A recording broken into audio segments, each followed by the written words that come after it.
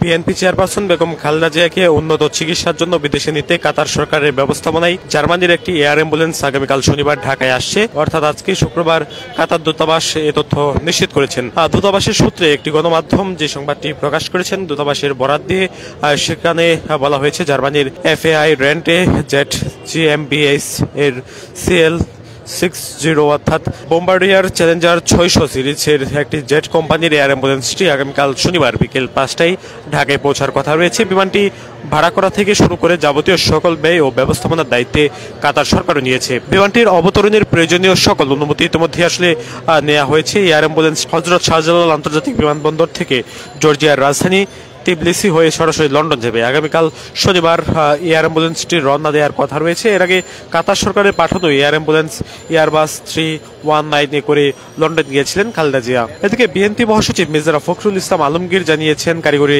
কিছু জটিলতার কারণে আগে নির্ধারিত সময়ে কাতারের এয়ার অ্যাম্বুলেন্সটি আনা সম্ভব হয়নি। অন্যদিকে খালেদা জিয়াকে নেয়ার বিষয়ে সমন্বয়ের জন্য বিএনপির ভারপ্রাপ্ত চেয়ারম্যান তারেক রহমানের স্ত্রী ডাক্তার জুবাইদা রহমান ইতিমধ্যে আসলে দেশে ফিরেছেন। দেশে ফিরে তিনি সরাসরি রাজধানীর এভার কেয়ার হাসপাতালে আসেন এবং এখানে চিকিৎসাধীন খালেদা জিয়ার শারীরিক অবস্থার বিষয়ে আসলে আজ খোঁজ খবর নেন, আমরা সেটি দেখেছি। এবং আজকে সকাল থেকে খালেদা জিয়ার এই যে শারীরিক অবস্থা সেটি জানার জন্য আমরা দেখেছিলাম এসেছিলেন বেশ কয়েকজন ব্যক্তি। তার মধ্যে আসলে তারেক রহমানের স্ত্রী জুবাইদা রহমানও কিন্তু ছিলেন। তিনি এখানে আসার পর তার শারীরিক অবস্থার খোঁজ খবর নেন, পরে আবার তিনি আসলে ফিরে যান তার মায়ের বাসা ধানমন্ডিতে।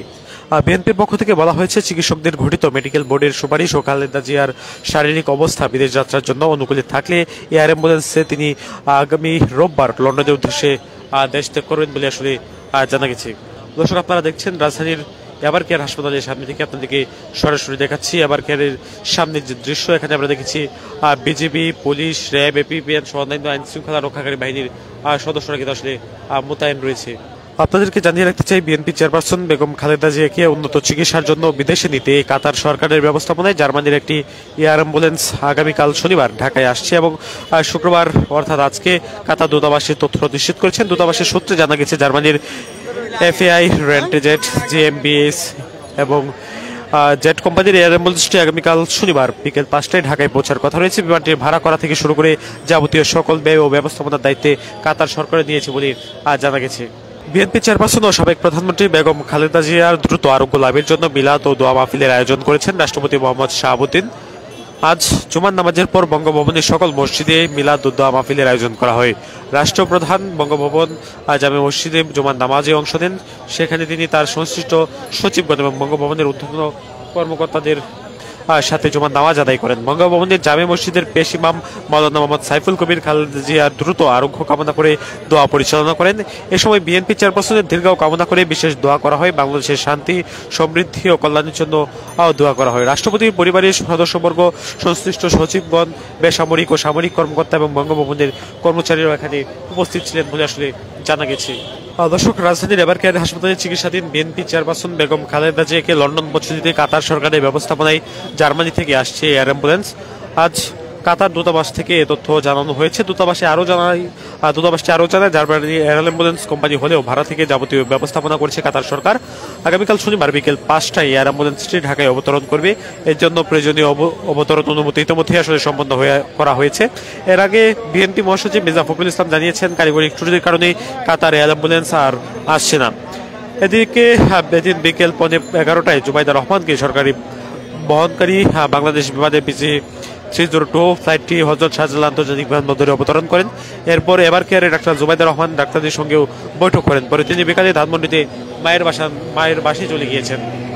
সাবেক স্বরাষ্ট্র প্রতিমন্ত্রী ও নেত্রকোনা 4 মদন মোহনগঞ্জ কালিয়াজুড়ি আসনের বিএনপি মনোনীত প্রার্থী লুৎফুজ্জামান বাবর বলেছেন, দেশের এই ক্রান্তি লগ্নে খালেদা জিয়াকে খুবই প্রয়োজন। তিনি স্বাধীনতা, সার্বভৌমত্ব ও জনগণের স্বার্থের ব্যাপারে কখনো কোনো অপশক্তির সাথে আপোষ করেনি। তার এই মুহূর্তে দেশের এই ক্রান্তি লগ্নে বেগম খালেদা জিয়ার বেঁচে থাকা খুবই প্রয়োজন বলে তিনি মনে করছেন। খালেদা জিয়া শুধু বিএনপি নয়, তিনি সার্বজনীনভাবে সারা দেশের নেতৃত্বে কেন ওনাকে প্রয়োজন সে বিষয়ে আজকে বিস্তারিত বলতে চাইছি না বলেও তিনি আসলে একটি সময় মন্তব্য করেছেন। বেগম খালেদা জিয়ার এই যে চিকিৎসা, সেই চিকিৎসার জন্য সুস্থতা কামনা ইতিমধ্যে দেশের বিভিন্ন স্থানে দোয়ার আয়োজন করেছে। আমরা দেখেছি আজকে জুমার নামাজের পরপরই রাষ্ট্রপতির ভবন অর্থাৎ বঙ্গভবনের ভেতরেও আমরা দেখেছি দোয়ার আয়োজন করা হয়েছে। অর্থাৎ বঙ্গভবনের যে কয়টি মসজিদ রয়েছে সকল মসজিদেই এই দোয়ার আয়োজন করা হয়, যেখানে রাষ্ট্রপতি সহ অন্যান্য সামরিক বেসামরিক ব্যক্তিবর্গ উপস্থিত ছিলেন। যেখানে বঙ্গভবনের যে বেশিমাম তিনি বঙ্গভবন মসজিদের যে বেশিমাম তিনি আসলে দোয়া পরিচালনা করেছেন বলে আসলে জানানো হয়েছে। আজ শুক্রবার দেশব্যাপী জুমার নামাজের পর মসজিদগুলো দলের পক্ষ থেকে দোয়ার আয়োজন করা হয়। নয়াপল্টনে কেন্দ্রীয় কার্যালয়ের পাশে মসজিদে অনুষ্ঠিত দোয়া মাহফিলে অংশ নেন দলের মহাসচিব মির্জা ফখরুল ইসলাম আলমগীর সহ সিনিয়র নেতারা। এ সময় মির্জা ফখরুল বলেন, শনিবার কাতার সরকারের পাঠানো এয়ার অ্যাম্বুলেন্স ঢাকায় এসে পৌঁছালে রোববার খালেদা জিয়াকে লন্ডনে নেওয়া হবে। উনি ফ্লাই করতে পারবেন কিনা সে সিদ্ধান্ত নেবেন চিকিৎসকরা।